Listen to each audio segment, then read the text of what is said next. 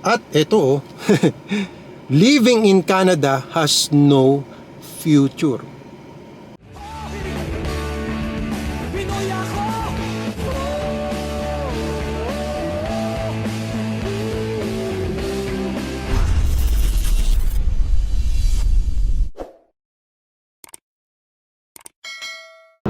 Good morning mga kababayan, papunta ako sa airport ngayon kasi meron ako susunduin na artist, banda sila na magpa-perform dito sa Edmonton ngayon. At yan kasi ang pinagkakaabalahan ko ngayon Kung nakafollow kayo sa Facebook ko, pinopromote natin yung mga concerts, events, mga businesses, even yung mga personal experiences na mga kababayan natin dito sa Canada. Nakipag-collaborate sila sa akin para iparating sa kinauukulan yung kanilang storya para ma-inspire yung mga kababayan natin na nag-a-aspire na makapunta dito sa Canada. And syempre yung mga production naman, mga businesses, mga events, sinusuportahan din natin yan for a good cause para naman magamit natin ang ating platform at maparating sa mga kinauukulan. Daming mga pulis dito sa may side na to, daming nahuli. Ayun, nagta-target sila ng mga overspeeding. Tawag namin dyan, namamaril. Ay, kaya dapat dito sa Canada talaga conscious ka lagi sa speed limit dito para hindi ka mahuli ng mga pulis. Okay. Dito kasi sa Anthony Henday 100 kilometers per hour ang speed limit dito So maaaring yung iba na andun kasi galing sila sa ramp, 80 dun 80 kilometers per hour tapos magwa 100 yun. So from 80 kilometers yung iba nagwa 100 kilometers per hour na agad. Kaya makikita agad, huli sila ng pulis. Sakto doon.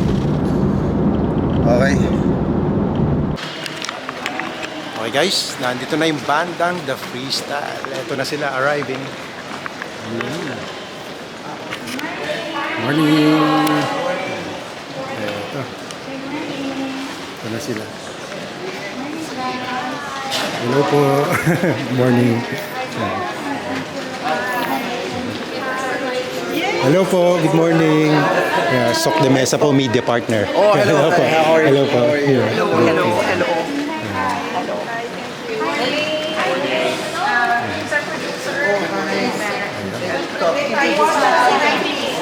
Tama. I remember. Now I remember. Tama. Hello, good morning. How are you? At syempre, interviewin ko sila doon. So, alright. Kamusta mga kababayan? Nandito tayo ngayon sa Edmonton International Airport and the wait is finally over kasi Freestyle has arrived! Ayun! Okay.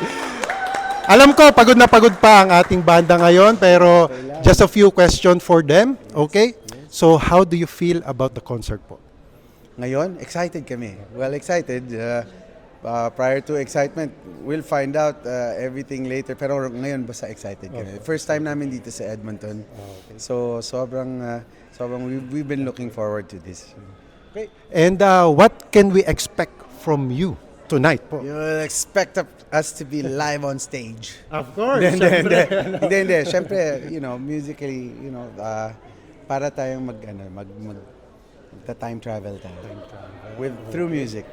And then, hopefully, we get to all sing together. So, sana, that's always the level up to any show when everybody sings together. Yeah. And ano po yung message natin sa ating mga viewers, sa ating mga concert goers? Message, unang-una excited kaming makita kayo, makasama kayo, kahit isang gabi man lang. It's our first time here in Edmonton and we are looking forward to seeing all of you and meeting all of you hopefully after the show. And mabuhay kayong lahat dahil nandito kayo sa Edmonton and I'm sure you are here with your families, maybe some without their families. And we all look up to you and we all hold each and every one of you in the highest regards bilang kababayan natin at mga makabagong bayani natin. Salamat sa inyo, saludo sa inyo lahat. And of course, one final invite po para sa ating mga kababayan. Ayan. Sino po? I'll read that. Okay. This is Sige. Hi guys. So anyway, yeah, we can't wait to see all of you tonight at the venue River Cree Resort and Casino. It's going to be an amazing night filled with great music, great memories, and all of your favorite freestyle hits. If you still don't have your tickets, there's still time. The box office opens at 3 p.m. Doors open at 5 p.m. for the sponsors and the VIP, and 6 p.m. for the general admission and balcony. So thank you so much to everyone who has supported this concert. We truly appreciate you. And if you haven't secured your tickets yet, don't wait. Contact the Lane Hosson at 780-913-8984 and join us for an unforgettable night. We'll see you in just a few hours. It's about time. Yes. Alright, we'll see you there. Yay, see you. Mamaya na ulit kami magkikita-kita ng The Freestyle. Kasi mamaya pa yung concert nila. 5:30, dapat nandun na tayo sa The River Cree and Casino. And 7 p.m. mag-start yung show. Okay, daming tao ngayon dito sa Edmonton International Airport kasi nakakasabay nila yung Edmonton Folk Fest. So, outdoor concert yun dito sa Edmonton. Ang dami rin taong nanonood dun. Okay, papunta na tayo sa sasakyan ko. Yung sasakyan ko nga pala na doon sa may dulo. Kasi nga ang dami. Wala akong mahanapan na pwedeng pagparkan. Kaya dulon-dulo ako dun. Dun pa sa pinakandulo. Alright. So bago tayo umalis dito sa airport mga kababayan, mag-usap-usap muna tayo tungkol do sa nakaraan kong video na madami nang umaalis sa Canada. Ito ang totoong dahilan. Kung di nyo pa po napanood ang video niyan, ilalagay po natin yung link below or dito sa taas para mapanood nyo po yan. At magbasa po tayo ng ilang mga komento dun sa video yun. Okay? So, ang sabi dito ng ilang mga kababayan natin tungkol sa video yon, una, opportunity-wise, there are still many.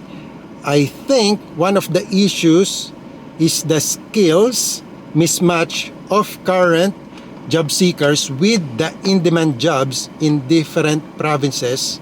Then inflation is really severe. So inflation talaga one of the reason kung bakit tumataas ang cost of living natin, hindi lang dito sa Canada kundi sa iba't ibang bansa. Pagka tumaas po talaga kasi yung presyo ng gasolina, talaga namang taasan na lahat. Everything follows. Well, nasa diskarte mo kung papaano ka makakasurvive anywhere. Tama yan, mga kababayan. Maski nasa Pilipinas ka pa. So medyo mahaba yung kanyang comment, ikakat na lang natin ito, but kung gusto nyo mabasa yung kanyang full comment, naandun po sa isang video natin, which is totoo naman yung sinasabi ni Kabayan. Kahit saan ka pan lugar naroroon ay talaga nasa diskarte mo yan. Okay? Kaya nga sabi nung isang kabayan natin, laban lang, basta laban. My future naman talaga Ayun, sabi nga nitong kasunod, same lang naman dito sa Pinas, may nahihirapan sa trabaho, may nagnenegosyo, may yumayaman, kagaya nung pandemic, may mga nagkanegosyo at gumaan ng buhay. So, ayun, totoo nga, may totally na nawalan naman ng source instead, nagkautang. So, iba't iba po iba't ibang situation, iba't ibang mga karanasan ng mga kababayan natin. And it's expensive everywhere. Sabi naman ng kasunod, I'm in the US, nasa Long Island siya. Just work hard and make sacrifices. That's life. Depende po kasi kung ano job, occupation natin. Di lahat ng mga nandyan ay skilled professional. Kaya mahirap makumpara ng buhay kahit saan ka man pumunta. Ganon din, even in the US. So magtiis kang kung anong meron. Kung nandito sa Pinas, gusto pumunta, pag nandun na, mag-isip-isip, magtiis. Yan ang magandang panuntunan. Walang nakukuha sa isang saglit na paraan. So, isang mabilis na paraan siguro ibig niya sabihin. Sabi naman ito, tama ka kabayan, pero we're very well. So, very well daw sila, that's good. Okay? My nephew, kulang sa points. Ayan, both have jobs, pero they need LMIA in order to stay. Kung nakaipon ka na ba, pwede na umuwi. Yun nga. Pero kung wala pa, syempre, kawawa ka naman kung uuwi ka tapos wala kang ipon, di ba? So, wag ka na mamili ng trabaho. Kung anong trabaho kaagad para di ka gutumin. Ayun, kunin mo kung ano yan. Wag na pili sa trabaho. Yan. Okay, ingat Lods. Thank you. At eto living in Canada has no future. Hindi ko alam kung bakit niya nasabi, paki-explain po ng mas detalyado kung ano yung ibig niyo sabihin, kung bakit kayo nag-come up sa conclusion na yun. Kasi ang future po ng isang tao, kahit saan mang bansa kayo naroroon, ay nakanino po, nandun ba sa bansang pinuntahan mo? Hindi po kundi nasa inyong sarili. So wag nyo pong i-blame ang isang bansa kaya naging miserable ang buhay mo, or kaya hindi mo nakuha or na-attain yung future na minimithi mo. Ano bang klaseng future yung hinahanap mo? So, hindi ka pwede mag-come up sa isang certain generalization basta-basta na i-generalize mo na lang na eto na, 'di ba? Yung nga sabi nila, yung magsasalita ka ng tapos. So, paki-explain po kasi hindi naman lahat, 'di ba? Kung walang future dito, wala na sigurong tao sana dito sa Canada. Yung mga highly skilled worker ang regular na umaalis. Ito pa, isa pa to. Maalis sa Canada. Nasa record ng immigration. Nasaan po yung record na yun? Paki-mention po or pakibigay po yung link sa akin para ma-check po natin. Isa pa to na parang certain, parang ano siya, generalization din ng mga skilled workers. Hindi po kasi may mga nag-explain nga 'di ba, na yung mga skilled workers actually mas may malaking chance dito. Una, sa pagiging permanent resident, at pag naging permanent resident sila, yung mga skilled worker ay siyang may magagandang mga sahod dito. So siguro kung sakali man na mga skilled workers na umalis dito is because they retire. So hindi because mayroon silang masamang experience dito sa Canada.